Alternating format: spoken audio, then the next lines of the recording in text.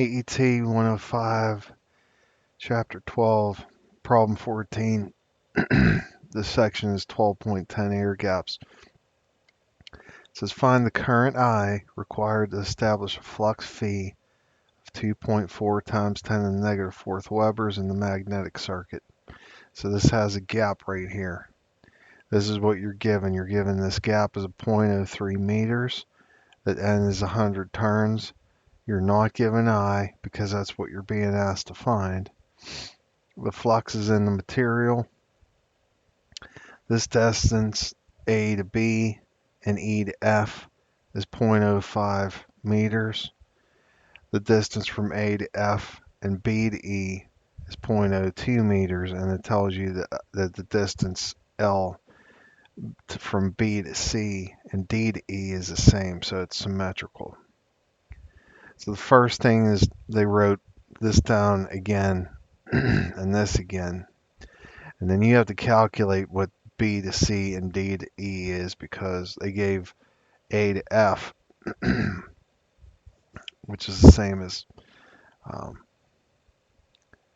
it's 0.02 meters. So you take that 0.02 and subtract the gap, 0.003, and divide it by 2 because they're equal. And you get 0.0085 meters. So again, there's no conversions required because this is already in meters, which everything requires a calculation of meters. The base unit is meters. So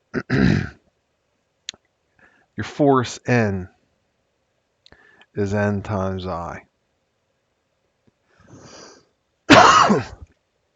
N is equal to 100. And then your force out is what they did here was they took H times L, H A to B, and they multiplied it times 2 because they did the bottom also, because you know that the H from E to F is equal to A to B, and the length is also equal. So they took 2 times HAB times LAB, and then 2 times H of BC is the same as this part. So they're doing the whole loop.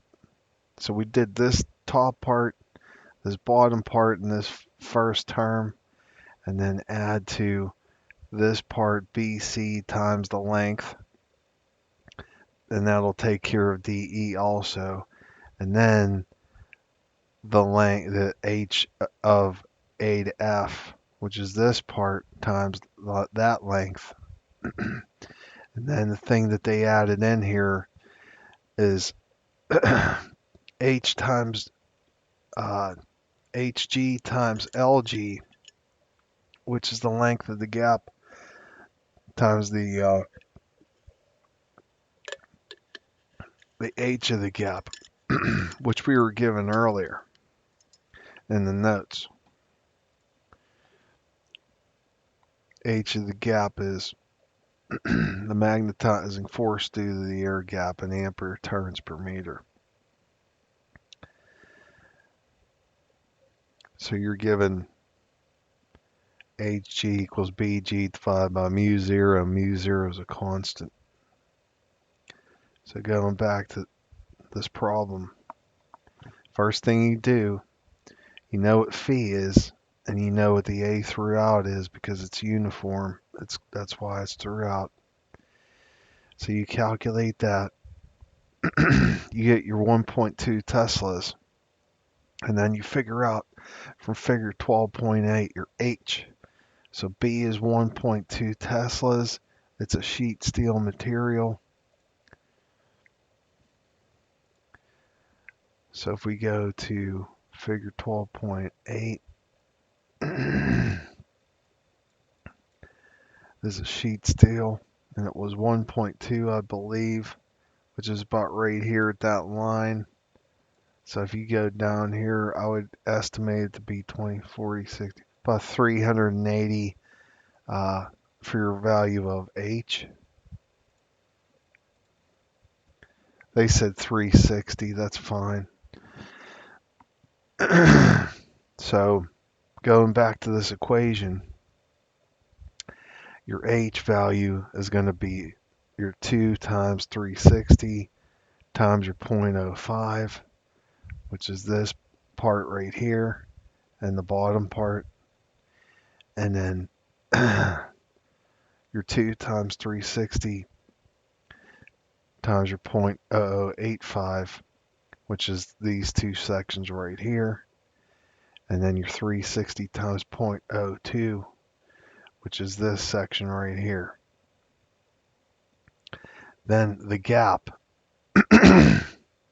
Now the gap, what they did was they took 1 over mu, 0, which is that 7.97 times 10 to the 5th times what your B value is. So what they did was they took this equation.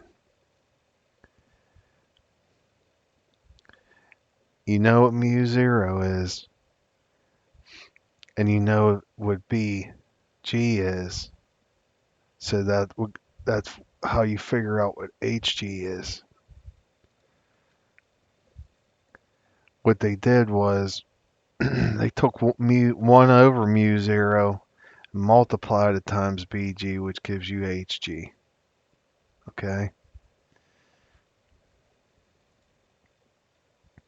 So that's 7.97 times 10 to the 5th times what your value is for B times the gap length, which is 0.03 meters. When you multiply all that out and add it together, you get 100I equals 2918.32 ampere turns. And you divide each side by 100, you get the current is approximately 29.18 amps. So then part B says, compared to the magnetomotive force drop across the air gap to that across the rest of the circuit, discuss your results using value of mu for each material. So the air gap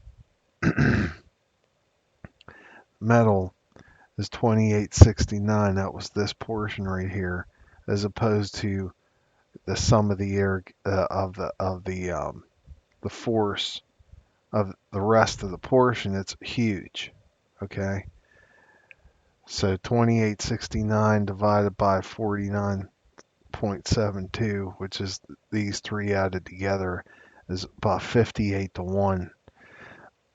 So mu for sheet steel, it'd be B over H, and you take that value for B and divide it by 360 again, you get 3.33 times 10 to the negative third Webers per ampere meter. And then mu of air was given. So the mu of the sheet steel to the mu of the air, the relationship there is 2,627 to 1. So it's huge. The mu is huge compared to the mu of air. And then the air, what was it? The force values. The air gap is a lot bigger than the force value. So you lose a lot of force across that air gap, is what it's trying to say.